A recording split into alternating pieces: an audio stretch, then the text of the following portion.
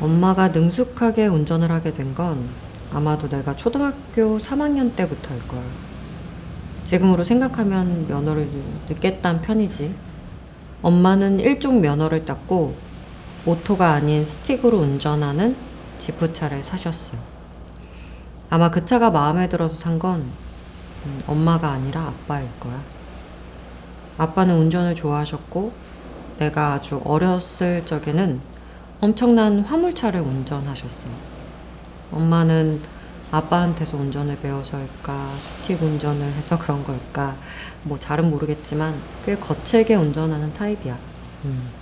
질주 본능도 갖고 계셨는데 나도 그 부분을 좀 닮은 것 같아. 그리고 언젠가 나한테 자전거 타는 것보다 운전이 쉽다고 하셨어. 음. 엄마는 뭔가 답답할 때나 혼자만의 시간이 필요할 때 운전을 하거나 차에 타 계셨어. 어렸을 때는 왜 차 안에 가만히 앉아 있는지 알 수가 없었지. 나중에 내가 크고 나서 많은 사람들이 도피하는 공간으로 아니면은 생각을 정리하는 공간으로 차 안을 선택한다는 걸 알았어. 나 또한 그런 기능으로서의 차를 좋아하고. 엄마는 아빠랑 투닥거릴 때면 나와 내 여동생, 내 남동생을 데리고 바다에 갔어. 내가 어린 시절을 보냈던 충청북도는 바다가 없는 곳이라 우리 가족은 늘 바다를 그리워했고 제천은 강원도랑 인접해 있어서 거리상으로 동해바다를 멀다고 느꼈던 적은 없었어. 그리운 곳인데 멀게 느껴지지 않으니까 바다는 당연히 자주 가게 되는 곳이었고 엄마는 울적하거나 치밀어 오르는 뭔가를 해결할 수 없을 때 밤이슬에 우리들을 들쳐업고 스틱 지프차를 운전해서 바다에 데려갔어.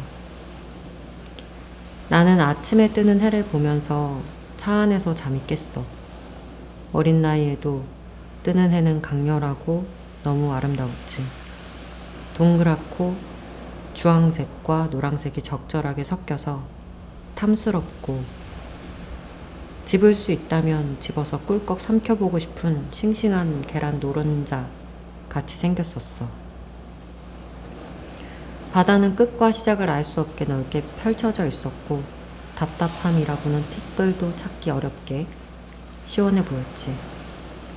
파도도 거칠고 모래도 거친 동해의 바다였지만 그 당시에 내가 아는 바다라고는 동해바다가 전부라서 나에게는 그냥 바다 그 자체였어. 엄마도 그런 동해바다를 사랑했던 것 같아. 24살에 시집와서 애 셋을 기르면서 얼마나 풍파가 많았겠어. 아이들이 어떻게 크는지 알 수도 없이 먹고 사는 게 빠듯했을 거고 남편이라는 사람은 정말 남의 편만 드는 사람이라는 걸 시집오고 얼마 안 돼서 알았던 거지. 일생을 이 사람과 싸워야 되고 지면 가정도 끝이라는 위기의식 때문에 악착같이 싸우고 지켜야 했을 거야. 그런 날들이 쌓이다 터지면 바다로 떠나야 하는 거지. 애들을 두고 혼자 바다에 가면 마음이 이만저만 쓰이는 게 아니니까 혹들을 이렇게 주렁주렁 달고 그 야밤에 박달재를 넘어서 바다로 향했겠지. 그때는 박달재 터널이 생기기 전이어서 바다를 보려면 박달재를 넘어야 했어. 난 멀미가 엄청 심한 편이라서 박달재를 넘을 때마다 껌을 씹던 조수석에서 노래를 부르던 쇼를 해야 했고 엄마의 졸음 운전이 걱정되기도 해서 거의 잠을 자지 않았어. 내가 조수석에서 제일 많이 본 건 엄마의 옆 얼굴이야. 엄마는 운전 중에 눈물을 훔치기도 하고 계속 한숨을 쉬기도 하고 나와 같이 신나게 노래를 부르기도 하고 기억도 나지 않는 뭔가를 같이 나눠 먹기도 하면서 박달재를 넘어서 가로등 하나 없는 국도를 운전했어. 우리 가족은 매번 바다에 가는 게 쉽지는 않았지만 꼭 가야만 할 때는 가야만 했던 것 같아. 바다를 보지 않으면 낫지 않는 병이 생긴 것처럼. 그렇게 바다는 묵묵히 엄마를 위로하고 버티게 해주었지. 일단 바다에 도착하면 나는 동생들과 모래가 입으로 들어가는지 코로 들어가는지 모르게 신나게 놀았어. 살이 벌겋게 익어가는지도 모르게 바다에 열중했지. 남동생은 바다를, 아니 물을 진짜 좋아했는데 작은 튜브를 허리춤에 끼고 바다가 나를 부른다 라고 소리를 지르며 쉬지 않고 파도랑 싸웠고, 등가죽이 배에 붙을 때까지 바다랑 놀았어. 우리 셋은 입술이 파래질 정도로 질려야 해변에서 나왔고, 엄마가 싼값에 잡아놓은 민박집에서 씻고 밥을 먹으면서 잠이 들었어.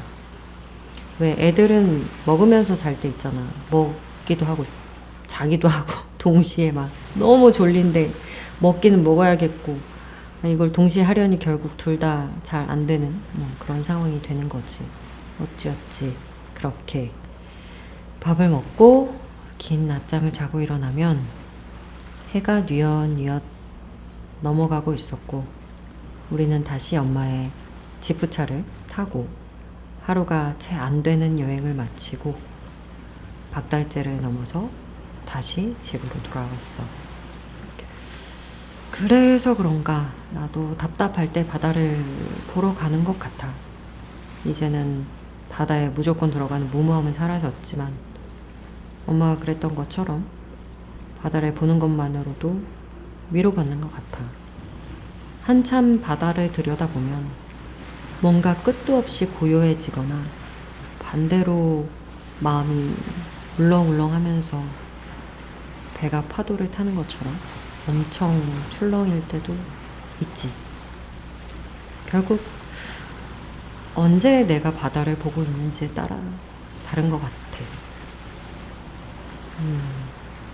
이번 촬영을 하면서 혼자 고성까지 밤길 운전을 하고 가는데 문득 엄마가 우리 셋을 데리고 동해바다를 가던 길이 생각이 나더라고.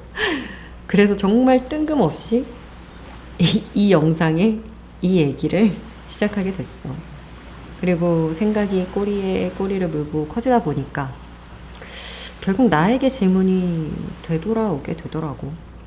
난 그때의 엄마보다 나이를 더 먹었고 그때의 엄마보다 뭐 하나 낫다고 말할 수 있을까? 라는 생각이 들더라고.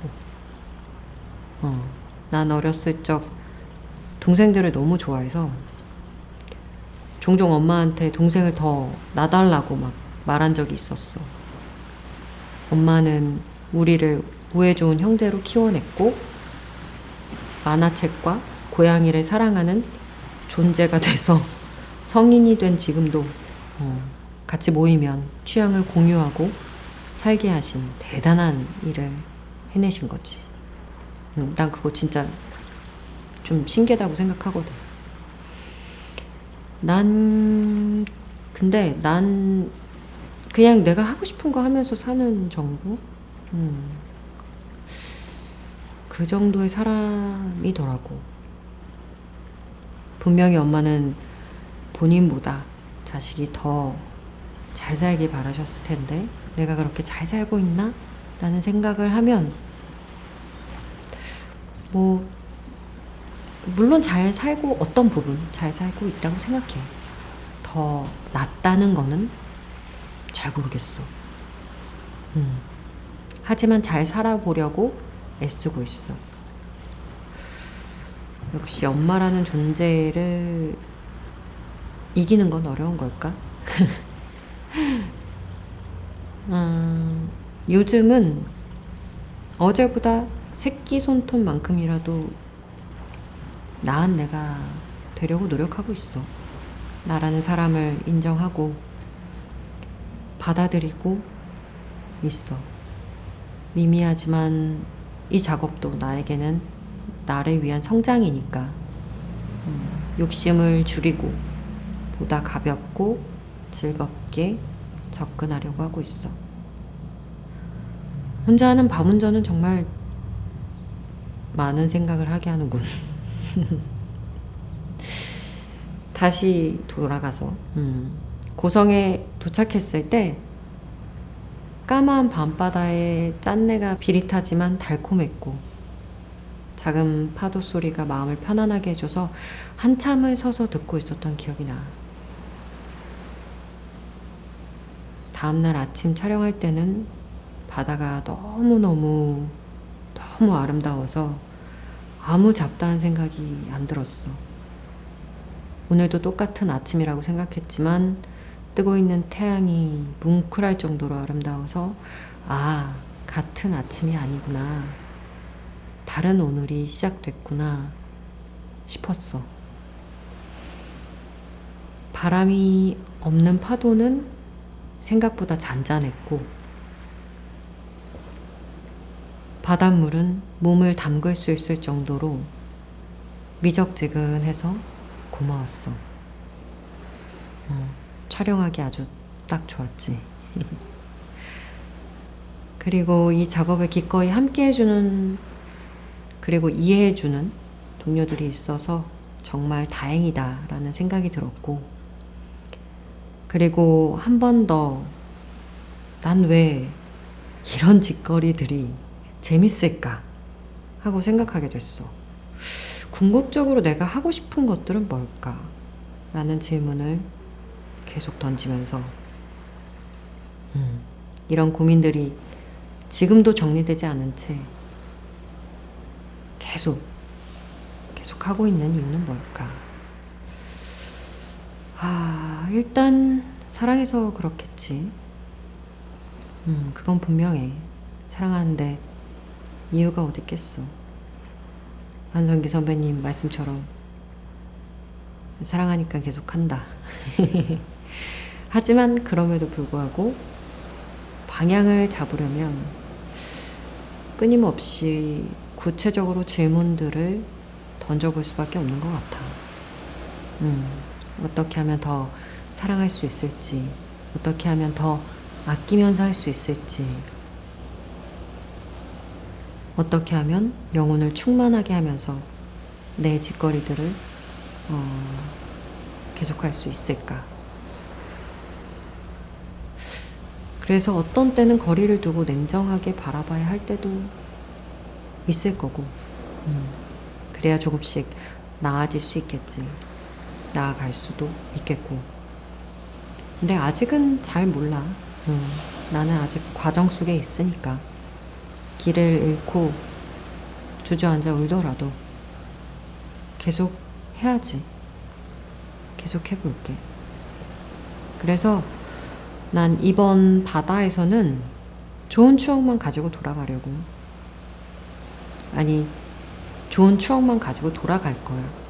앞으로는 좋은 일이 생겼을 때 바다를 더 자주 보러 올 거고, 두려울 때 용기를 가지러 바다에 올 거야.